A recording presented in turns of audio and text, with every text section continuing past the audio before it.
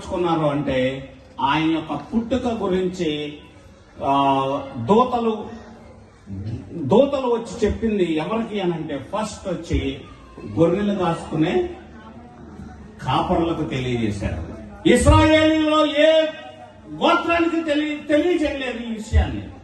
కేవలము ఎక్కడో మందలు కట్టుకొని ఆ ఎడారుల్లో గొర్రెలు కాసుకుంటున్న గొర్రెల కాపరులకి యేసు ప్రభు వారి యొక్క జన్మ రహస్యాన్ని దూత ముందుగా తెలియజేసింది. హల్లెలూయా.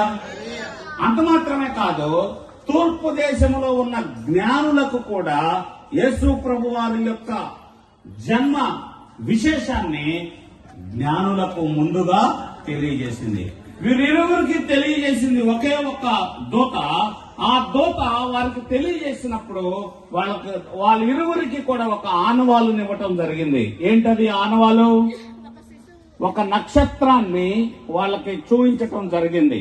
ఆ నక్షత్రాన్ని వాళ్ళు వెంబడించి ప్రభు ఉన్న ప్రదేశానికి వెళ్లి ప్రభువుని చూడటానికి వచ్చారు. చూడండి ప్రియమైన దేవుని బిడ్డలారా, విశేషమైన విషయం ఏంటి అనంటే యేసు ప్రభు వారి యొక్క జన్మించిన ఆ జన్మలో తన వంశానికి కాకుండా అన్యులకు కూడా యేసు ప్రభు వారి గురించి తన ఆ పుట్టుక విశేషం గురించి ముందుగా వారికి కూడా తెలియజేయడం జరిగింది. దీని అర్థం ఏంటి అనంటే యేసుక్రీస్తు అందరికీ ప్రభు. ఒక గ్రూప్ ఆఫ్ పీపుల్ కి, ఒక కమ్యూనిటీకి సంబంధించిన వ్యక్తి యేసు ప్రభు వారు కాదు. ఆయన అందరికీ సంబంధించిన వ్యక్తి. కాబట్టి యేసుక్రీస్తు ప్రభుని ఆరాధించేటప్పుడు